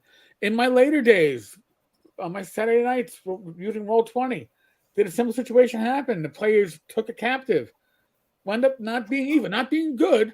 It was the runt of the kobolds or whatever, but it is a character that may break the mold, but it's the exception to the rule that makes that rule work. If you go into a situation, and I think we had this discussion, Mike, in the past, when I was before the internet, we still had discussions like this. And the big discussion that was everywhere to the point where I got the Dragon magazine was, you're a paladin and you've come across an orc farm or what, it's the orc stronghold. Yeah, paladin and orc babies. Is this the paladin? Is it nature or nurture? Do you have to kill the orc babies because they're evil, or can you raise them to be good? Well, you know what? That's independent of your DM. I will certainly say that. Because your campaign world. I mean, what if look? Every world's different. Look at the world of one of my favorite campaign worlds is Midnight. And Midnight, the world of Midnight is look at the world if Sauron and the Dark Forces had won in Mordor. That's what Midnight is. And your players playing against. I mean, everything's evil. Everything's really evil, and it's probably going to kill you. You're probably going to die eventually. That's a different world than say. The Tolkien's world where good eventually wins, or even like Forgotten Realms or Greyhawk, they're all different, and they all have put different expectations on different races and different characters. I'd even argue that in Dungeons and Dragons, good and evil aren't like personal choices, just alignments. They're like teams. There's the evil team and the good team. It's like these cosmic powers. So if someone's like lawful good or lawful evil, they aren't just people with different philosophies. They like belong to different teams. Like that's the original idea. Again, I'm not saying it's the only correct way to play. Obviously, everyone should play the way they enjoy the game. But that's the whole point. Is that you can play however you want to play. If that's the way you want to play, that's fine. Right. And then about things being removed or addressed. As you can see above me, there are a lot of medals there. These are my grandfather's medals, won in the Second World War. I'm originally from the Soviet Union. And in the Soviet Union, from time to time, things would just disappear. Like when Yagoda was like this very important figure, he was mentioned in the newspapers all the time. And then he just disappeared. And they actually, in the middle of the night, painted over streets named after him. They took out his name from archives. This person, who was a minister, who was the head of the NKVD, he was just erased. He stopped existing. And people didn't speak about him, and they didn't just kill this person. They made him non-exist. So whenever I hear about these people talking about going back to the past and removing something, I personally find it terrifying. Mhm. I find it Same here. it scares me.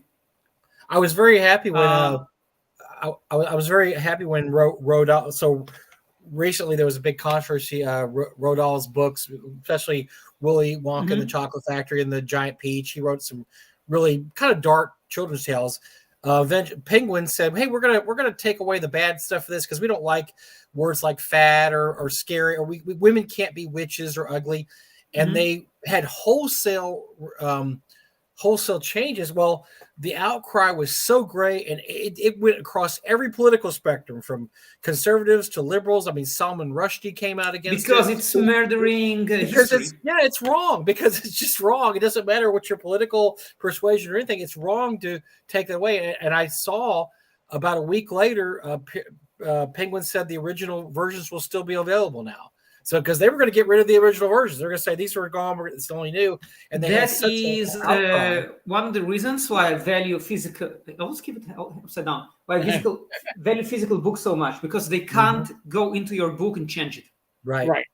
No, you're right. You know, if you have a book on Kindle, they can change your Kindle book, because that's been done before. They've had people on Kindle. Maybe they will decide that the Bible is a bad book tomorrow, and one day I'll open my Bible and will tell a different story. You know? Yeah. Well, your Bible, maybe we'll have different commandments. Well, Chinese Bible already does that, because my wife has looked at the Chinese Bible, and it's shockingly different than the American Bible, because they've rewritten it to work with Chinese people, or with communist Chinese people, and it just it's fun. It's almost funny to read some of the stories, but it's really sad that people read those and think, "Oh, that's the way it is," huh?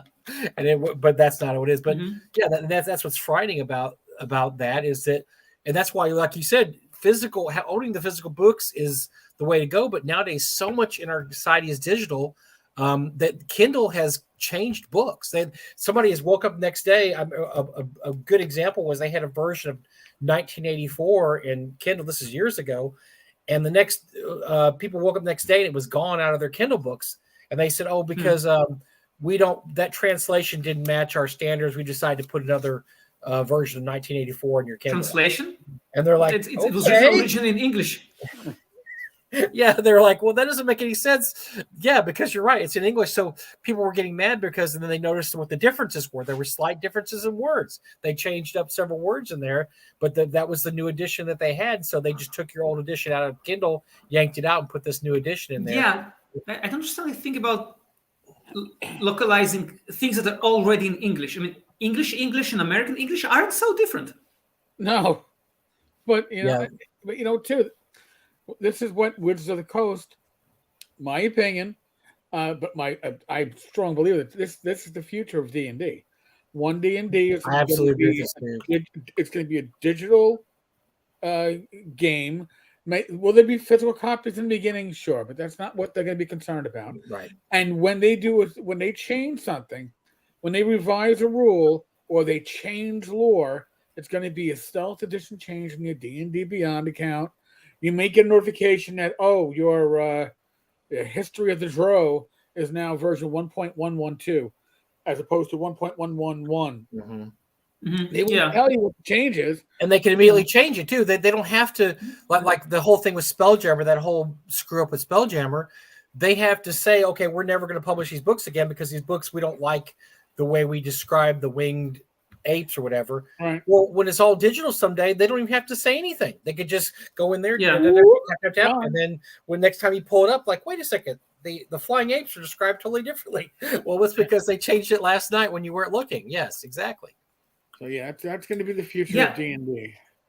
Luckily, we don't really have this kind of cultural issue in Israel, but I think it's one of the things that plagues Russian society, that if they have something unflattering in their past, they just, neatly put it under the carpet and ignore it. And so they never learn, they never improve. And I think that's... Communism and capitalism shares that in common. Who would have thought? God, I don't think it's communism. It's some trait of Russian fascism, or the Russians' soul. They really like to speak about the Russian soul. totalitarianism. Oh, we got to be perfect. But We can't show any blots on our past because they're drawn. we always have to be perfect. God, It's insane because I talk to people in Russia, and I'd say that storming Berlin was done in a very poor way. A lot of Russian soldiers died. You could have had a lot of less casualties. Right. And people will say, "How you disrespect the sacrifice of these people?" I said, "No, I admire these people. I don't disrespect them. I just say that you could have saved a lot of lives." And people would get mad at me because how dare you be critical of those people who stormed Berlin, who were so heroic? I said, "No, I'm not critical of them. I want less of them to die. I want less people to die in this war. You could have done it differently and saved lives, your own lives." And almost every time people would get mad at me. It's like any kind of criticism is frowned upon, and it's a very tragic thing. Right, But I'm straying away from the subject of gaming. Sorry. But in a way you are, but you aren't, because again, if you're looking at Wizards of the Coast and how how they are revising their own history and placing blame on people who had nothing to do. In the case of Spelljammer, placing the blame on this on the original creators who weren't the ones that added the nefarious history to this race. That was done under Wizards of the Coast early on. It's certainly part of it. Now, also when it comes to Russia, in a way, I could probably draw a parallel to Wizards of the Coast too. At the end of World War II, Russia's greatest resource was still its people. All right, people were cheap, equipment was expensive. For the West, people were any casualty was one less person out there, but they could mass produce the equipment. So there was two different ways of looking at how to fight that war, and it's all cost benefit. And Wizards of the Coast right now is doing a cost benefit as to what's better, staying in the tabletop RPG print aspect or moving all the digital. And I think that we saw when they after they fucked up the OGL fiasco so much that they conceded the tabletop physical arena to for print books and all that stuff. They're conceding it because they're saying we can do better going all in on digital. There's going to be a big announcement next Friday. No, next the 28th. Yeah. Next Tuesday. Big announcement. Wizards of the Coast. They're going to have that video. Going to show off their VTT. Going to be big. It's going to be propaganda. All right. It's going to be them telling about how great they are.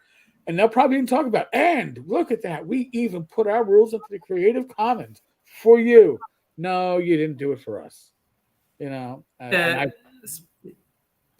Yes, specifically in regards to Wizards of the Coast, the problem is that they have lost the goodwill of many people. Right. And at this point, most people don't believe they act in good faith. I also saw that someone asked a question. Just joined. We'll listen to earlier part later. But what is the next on the horizon for Reds? I said it earlier, but I'll quickly repeat it. I want to do an adventure path, which is vaguely inspired by Against the Giants. But instead of giants, you just go against different people, going all over the world. It's going to be a very international adventure. I can't really say when it's going to be published. Fair enough. That's the next stage. I just wanted to answer that's Val Greg. Greg has been probably following you since your Google Plus days. All right. Ooh. So Greg. It's Greg. Yeah. That's Greg. Sure. Yeah. That's Ambition and Avarice right there. Okay. It's I believe me. I know people in my gaming group pretty well. How many times have you been in Facebook jail?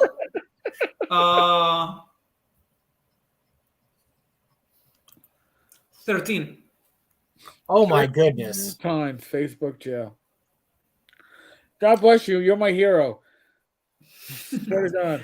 Actually, I'm restricted on Facebook right now, but only in groups because I joked about the ambiguity of stone that can also mean both smoke marijuana and throw rocks at people, and they said that I was being violent.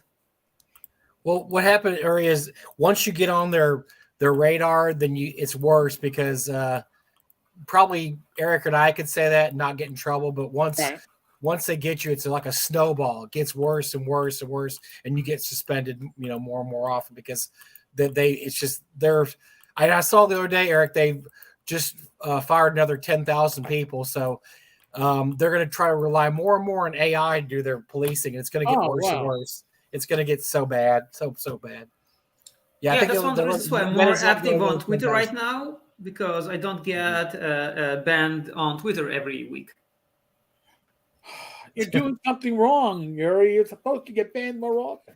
No. It's because they have new manager, which actually believes in letting people talk.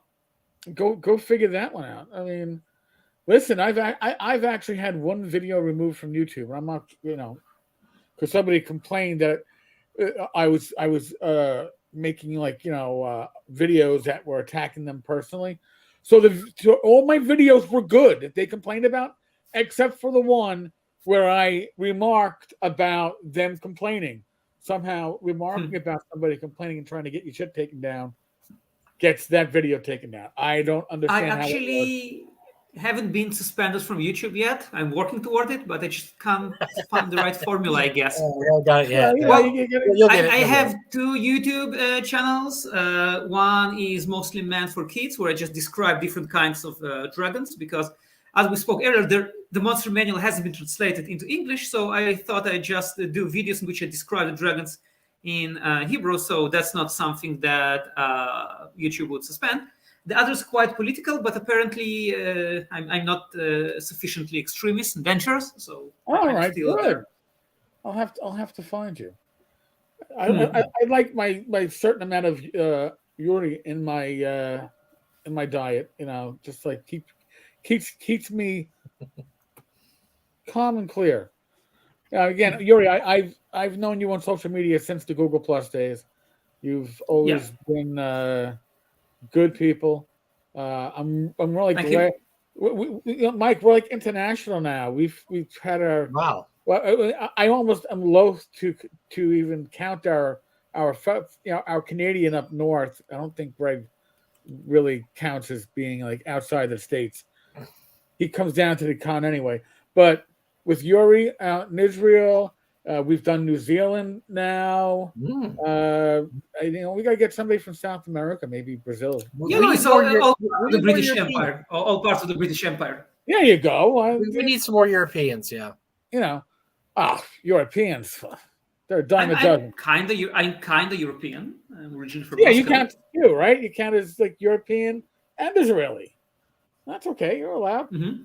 But Uri, thank you so much for labels. Yeah, it's great to talk to you. We're always behind. Listen, I am German American mutt because it's Germanic on both sides of my family, but both sides of the family wouldn't consider the other side German. It's like you're not real German. You're Goche. Oh well, you're not real German. You're German speaking Dutch. It's like everybody spoke German. It reminds me like when I was in the Sinai in Egypt. You have the Bedouin who live in Sinai, and you have the people who come from actual Egypt, not the peninsula. And the Bedouin would say that Egyptians aren't real Arabs, and the Egyptian would say that the Bedouin aren't real Arabs. And like everyone is, I'm a real Arab. This guy, I don't know what he is, but he's not a real Arab. But everyone like, we're the real thing. We're authentic. These guys, they're not real. They're not authentic. They don't count. So. Yeah, but the interesting thing is they do have slightly different features. I think that one of these groups are correct, but I'm not going to say which groups. I don't annoy the other group. I think one of the group is more authentic than the other group. Well, that's usually the way it is, right? Somewhere along the line. But how far back do you have to go to figure it out? But I'm definitely not going to get involved in Egyptian domestic politics. Put that up on YouTube and you'll probably get banned. Probably. That's the covers to work on. Yuri, thank you, man. This was good. This was fun. And again, I've known you probably for a decade, and it's the first time we actually got to talk and actually converse. It's been a pleasure. It's been fun. Yeah, good to meet you, man. That's great. So Rack is on drive through. The link has been prior. He's got a work of fiction. It's up on Amazon. And he's got more work coming up. So God willing. God willing is right. So, Mike, you have any other, I don't know, announcements you want to make for the service? Let's see. Get your colonoscopies. I've got a North Texas sign up is going to be open sign up is April 15th. So you got 2 weeks to get early games. If you want to get an early game. Our last two announced guests are Joe Manganiello, the actor who actually he's a D&D player that happens to act also. Right. And Kelsey Dion. Very cool guy. Yeah, he's very cool. Very cool dude. I haven't got to talk to him yet, but Gary has, and just a really, really awesome guy. And then Kelsey Dion, who obviously is the creator of Shadow Dark, who has just blew everything away with her, $1 million Kickstarter. And so we were really excited to have her, and she's very excited to be at North Texas. So if you haven't signed up already, I think we're up to about 300. Gary's not on tonight, which Gary always pops on. Yeah. But I think we're over 300 now. We only take 500 people. So if you want to get in, you might want to think about registering, because we may have to actually shut it down this year. Grab your tickets. By the way, who's Grab up for your next tickets. week? Next 4 weeks. Schedules in pencil, all right? I always say that because things can change. But Shadow Dark's within 1,000 of 1,000,000. Holy shit. All right. It'll hit it before midnight, probably. Yeah. James Shields, artist extraordinaire, did the current. Oh, he did our logo this year. James Shields did the North Texas logo this year. So James Shields, he did the. I don't know where it is right now. Did the cover for the upcoming upcoming Continual Light. Mm-hmm. You know what I'm saying. After that, Alex Macris, Adventure Conqueror King system. Really smart guy. Has superhero RPG out there. Oh, he has a new book coming out. All right, it just came out, so that's probably he probably wants to talk about he has a new jamming book that he just wrote, which is I just saw that the other day. It's kind of cool. So, and after that, our very own annoying Greg Christopher. What's he ever done? What's he ever done? On April 12th. What has he ever done? And then on the 19th, Kelsey. Oh, we're gonna have Kelsey. Nice. So we'll be able to talk. She'll be a millionaire, or close. Well, she'll probably be a millionaire by then. So that's awesome. No, after taxes. Oh, yeah, that's right. They take out like 10-20%. Yeah. Well, thank goodness WotC didn't get their way and didn't take their big chunk of change out after $750,000 like they wanted to. She would be much less than a millionaire. So that's good for her. So I backed it. So I'm interested in seeing it. But yeah, so we got a pretty full schedule leading up to the con. We might try to. I mean, I haven't even talked to Eric about this yet. We may try to have a couple of North Texas guests before the con, because we usually do that every year. We have a guest or two in May from the con. One year we had all our May guests were North Texas guests. So I might see. I should really go to America some year and visit all these. You have to come see us. Good. There's straight flight to DFW Airport, man. Come on up. Yeah, and actually, from what I understand, they are gonna cancel the visas soon, so you don't even have to apply for a visa. Oh, good. Well, that's good. Right. Oh, great then. Okay, that makes it easy. Where's Greg?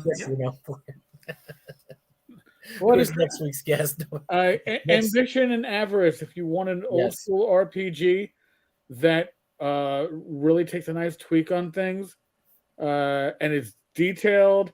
If you like equipment lists, just buy it for that and port it to the game of your choice. Greg, one of the things I really like about it is that it's not like a sword just does more damage than a dagger. Right. There's actually a reason to use a dagger, and a reason to use a sword. It's not just because in D&D, let's be honest, you want to take the weapon that does the most damage. Yeah. And I really like the way that in Greg's game those. They have different advantages. Cool. Okay, Greg, you got a fan here, man. I'm a fan of Greg, except when I'm not. But in any case, again, Yuri, thank you so much. Yes, really appreciate it. Greg, I've written 6 Shadow. Oh, that's right. I should have mentioned that. He has written 6 Shadow Dark supplements in the past 2 weeks. Good Lord. But it's, when Greg's on a roll, and there are times when his real world employment doesn't require too much time. So, all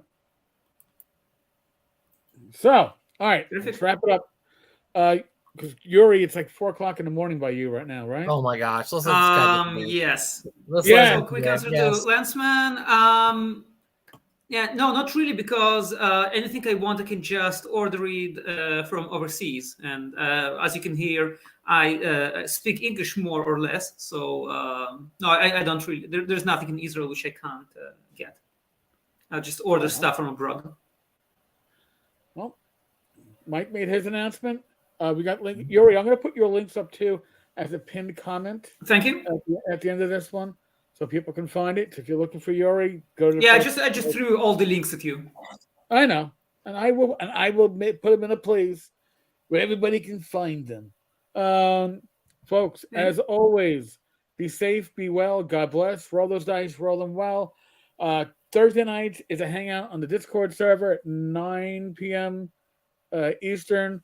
Don't ever expect to see Uri there. That would be 3 a.m. unless he's having a sleepless night. I'm going to write it down because maybe I will have a sleepless night. Friday is a live stream. It may be part 2 of Matt Jackson's Shadow Dark. I don't know. There's talk, but it's a random party generator. We don't know what we're doing until we actually show up. And of course, Saturday night live stream is myself, my wife Rach, Gamers Health. So be safe, be well, God bless. Roll those dice, roll them well. I'll be back again manana with some random shite. Thank you. Good night. Later. Well, it was good morning. Yeah.